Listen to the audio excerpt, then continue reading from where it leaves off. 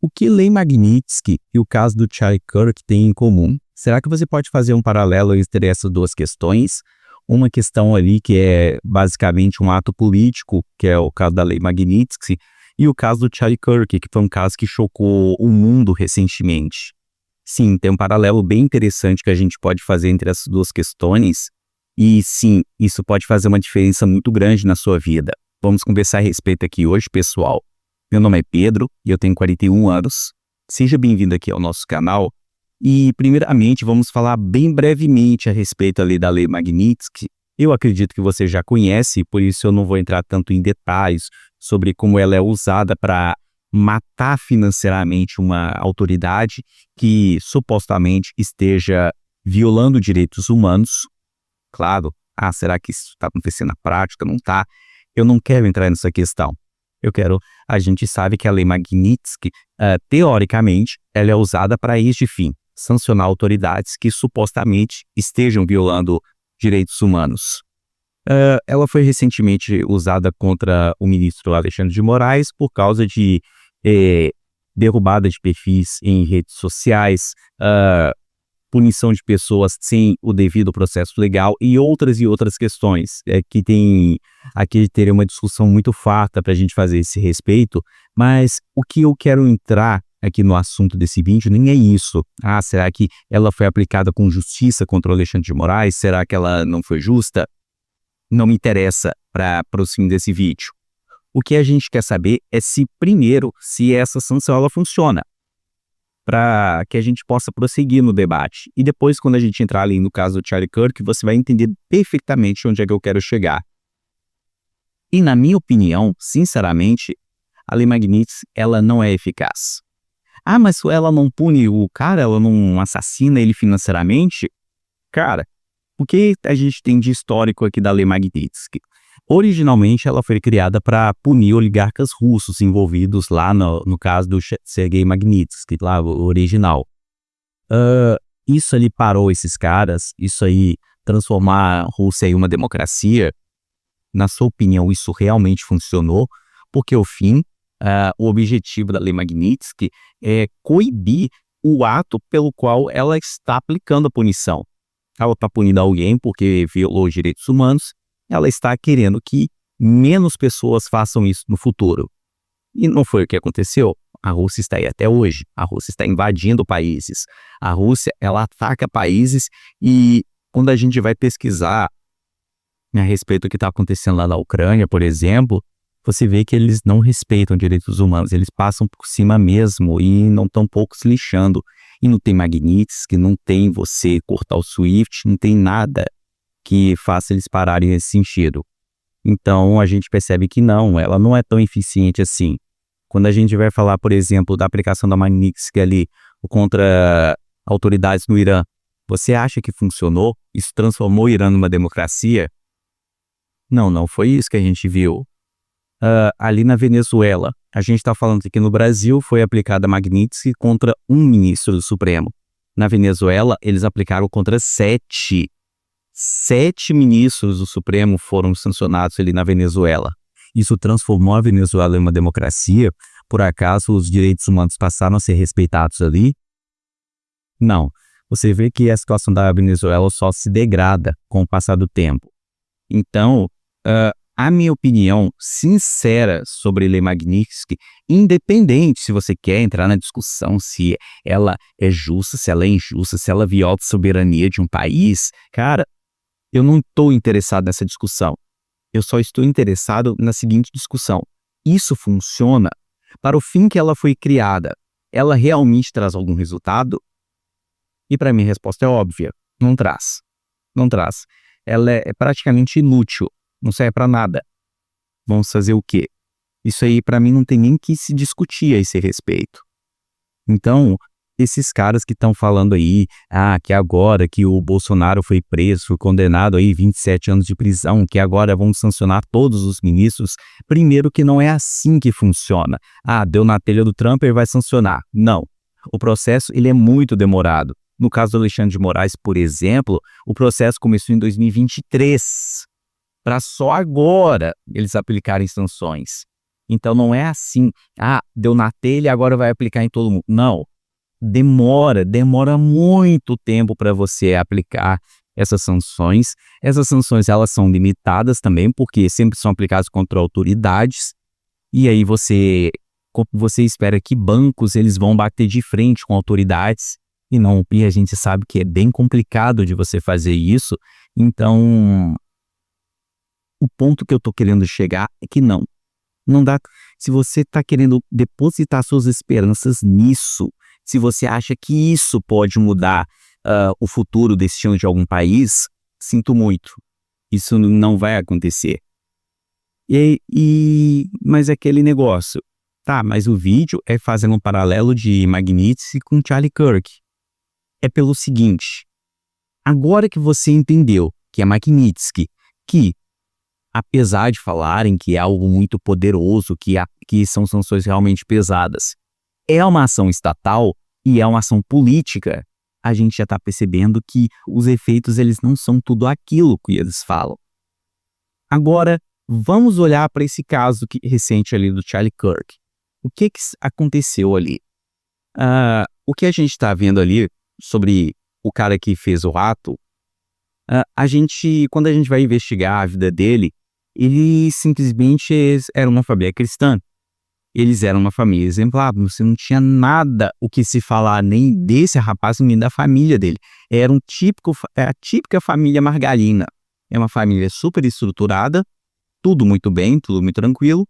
E esse camarada, em menos de um ano de faculdade, ele se transformou num monstro que ele se transformou e fez a barbaridade que ele fez. Tudo isso em menos de um ano, só sofrendo lavagem cerebral ali na faculdade. O pessoal falando que você tem que fazer isso, aquilo outro com os seus opositores, sofrendo toda essa influência até culminar aquele ato. Beleza, isso aí chocou o mundo. Mas você viu o que aconteceu logo em seguida? O que está acontecendo logo em seguida é o seguinte: um monte de perfis de esquerda começaram a comemorar a morte dele nas redes sociais, no TikTok, no Instagram, e até aqui no YouTube, no X, esse pessoal comemorando. E aí se começou um processo totalmente descentralizado, que é o seguinte: pega o que esses caras falaram, manda ali para as empresas, manda para os patrocinadores, manda para alguém que apoia financeiramente essa pessoa e faça com que essa pessoa ela sofreu um dano financeiro. Então, se a pessoa é empregada, vai perder o emprego. Se a pessoa ela tem contratos, vai perder os contratos. Teve um caso de um médico, por exemplo, que perdeu o CRM. E aí você já começa a entender onde é que eu quero chegar. Porque, de um lado, você tem uma ação que, apesar de ser um governo extremamente poderoso, ainda assim é um governo. E você vê que ela não é eficiente, ela é demora eternidade para ser aplicada, e quando é aplicada, o efeito final não é o que se espera, não é o efeito desejado. Já do lado ali do Charlie Kirk, você não viu uma ação estatal, muito pelo contrário, você viu uma ação descentralizada, uma ação totalmente alheia à burocracia estatal, é simplesmente pessoas fazendo denúncias para empresas, e as empresas decidindo demitir essas pessoas. Eu quero que fique aqui claro um detalhe, tá? Um ponto aqui tem que ficar muito claro. O pessoal vai falar que esse pessoal está fazendo com que essas pessoas sejam demitidas. Alto lá. Ninguém está fazendo essas pessoas serem demitidas.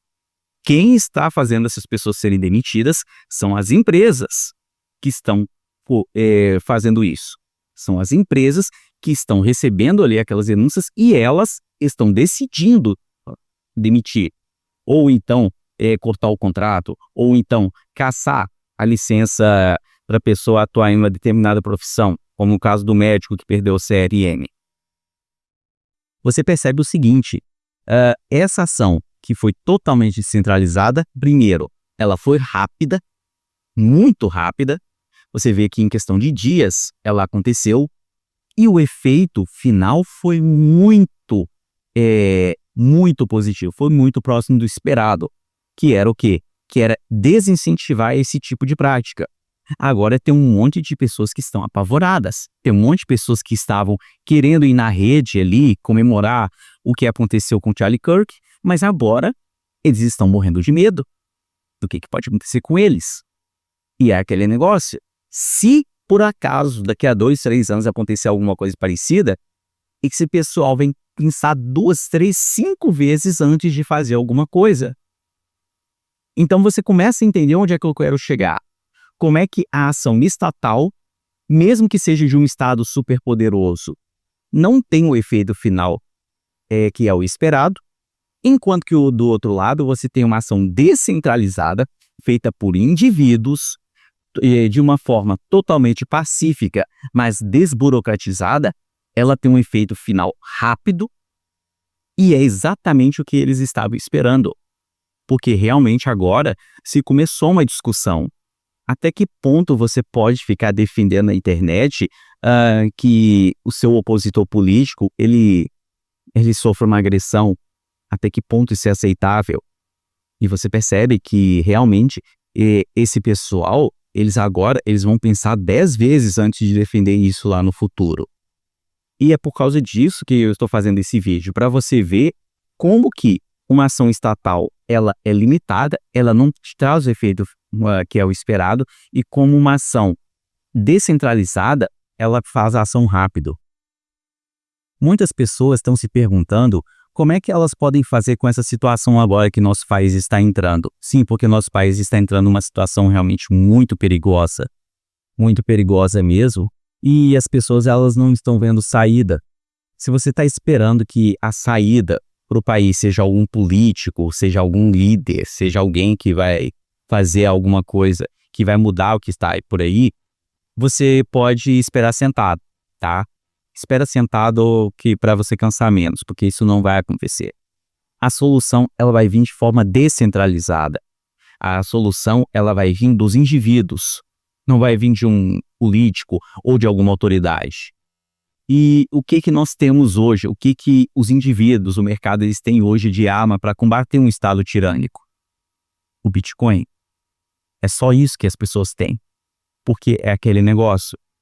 Um Estado ele se financia por causa de impostos? Sim, por causa de impostos. Mas basicamente o que financia um Estado é a inflação.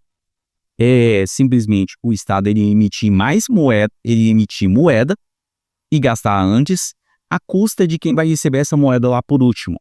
E aí você vê os preços aumentando ano após ano e as coisas ficando cada vez mais difíceis.